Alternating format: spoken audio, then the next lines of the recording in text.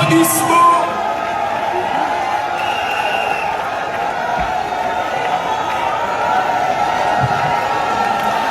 Sous vos applaudissements, nous continuons à applaudir son Excellence, Monsieur le Président de la République démocratique du Congo, Félix Antoine Tshisekedi Tshilombo. Fachipe! Fachipe! Excellence, Monsieur le Président de la République. Cette attente a été bien comprise et tout a été accepté parce que vous êtes aimé par ce peuple si beau.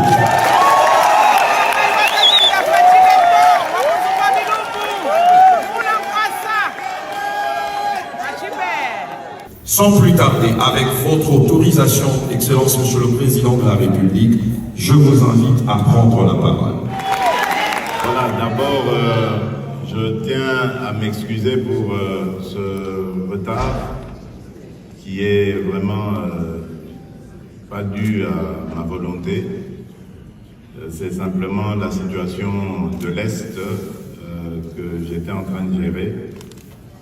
Depuis ce matin, comme vous le savez, le maître de cérémonie ne l'a pas très bien retransmis dans le message qu'il a donné au moment de nous inviter à observer une minute de silence. Mais ce matin, un camp de déplacés a été bombardé par les criminels qui nous agressent, ce régime barbare de Paul Kagame, qui ont tué, jusqu'ici, on dénombre 14 victimes et plusieurs blessés. Et parmi les 14 victimes, il y a des enfants qui, malheureusement, comme vous le savez, vivent déjà dans des conditions infrahumaines dans ces camps de déplacés. Mais le criminel auquel nous avons affaire n'a pas tenu compte de cela. Il poursuit son acharnement contre nos populations. Et malheureusement, ils vont grossir la liste très importante des victimes déjà causées par ce pays voisin pour des raisons aujourd'hui évidentes qui sont celles de piller les ressources de la République démocratique du Congo. Ça n'a rien à voir avec une quelconque idéologie politique. Ce qu'ils font, ce que fait le Rwanda dans notre pays, c'est une guerre économique qui, évidemment, profite à beaucoup d'autres intérêts internationaux, ceux-là. Et c'est ce qui nous détermine à combattre ce mal, et nous n'allons pas baisser les bras. Je vous garantis que nous gagnerons ce combat, quoi qu'il en coûte, quoi qu'il fasse.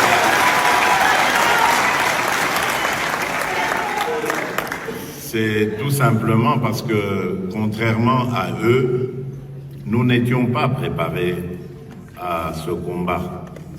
Notre armée, comme vous le savez, je l'ai hérité d'un régime qui a passé 18 ans et qui ne s'est pas du tout préoccupé de mettre en place une armée professionnelle et réellement républicaine.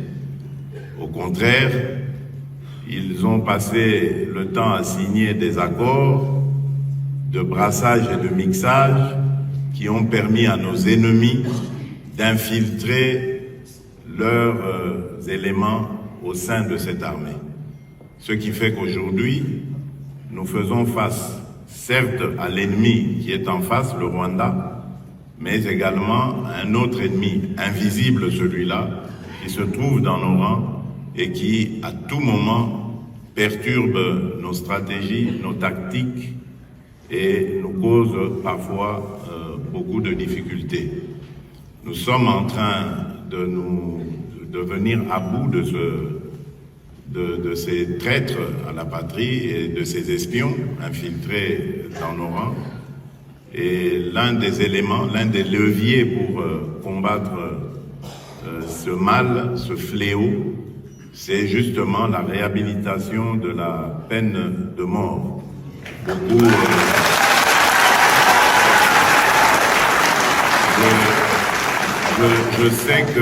je sais que ça fait jaser beaucoup, mais lorsque nous expliquons à nos interlocuteurs des pays ayant aboli la peine de mort, nous leur disons que c'est simplement conjoncturel. Ce ne sera pas élargi à toutes les peines, mais c'est uniquement consacré aux traîtres qui nous causent des problèmes. Et si on a des leçons à nous donner, on n'a qu'à aller les donner plutôt de l'autre côté aux Rwandais qui sont en train de causer justement les dégâts que nous connaissons au sein de notre population. Ça fait 30 ans que ça dure, 30 ans que nous sommes infiltrés, 30 ans que nous sommes trahis.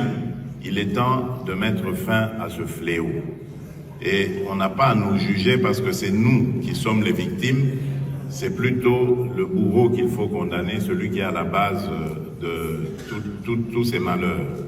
Et je prends l'engagement que dès que cette guerre est finie, dès que cette situation est réglée, nous irons plus loin que ce moratoire que nous avons levé. Nous allons carrément abolir la peine de mort. Parce que ce n'est pas par plaisir que nous l'avons réhabilité, nous l'avons tout simplement fait parce qu'il fallait mettre fin, comme je vous l'ai dit, à ce phénomène de trahison incessante qui ne font que du tort, qui ne font que causer du tort à nos populations. Aujourd'hui, autour de Goma, nous comptons plus de 2,5 millions de déplacés qui ne pouvaient pas être tous accueillis évidemment dans la ville, donc qui vivent aux abords de la ville de Goma avec justement tout ce qu'on peut s'imaginer comme lot de malheurs, de difficultés, parce qu'aujourd'hui dans ces camps, il y a encore des victimes de viols, de violences quelconques, il y a des victimes de maladies, puisque les conditions d'hygiène étant ce qu'elles sont, il y a maintenant des maladies hydriques, comme le choléra, qui commence à apparaître. Donc vous comprenez que face aux responsables de ces malheurs, c'est-à-dire ceux qui aident le Rwanda à venir ainsi s'aventurer de cette manière dans notre pays, il n'y a qu'une seule réponse, c'est la condamnation à mort, à la peine capitale. C'est pour ça que nous avons levé ce moratoire, parce qu'il fallait que ça s'applique à ces individus-là. Mais jusqu'ici, nous n'avons pas encore pris de coupables de ce genre de fait, mais je crois que ça ne tardera pas, parce que nous savons d'où ça vient, d'où viennent nos malheurs et de qui viennent nos malheurs. Donc il suffit, c'est une question de temps, nous mettrons la main sur eux.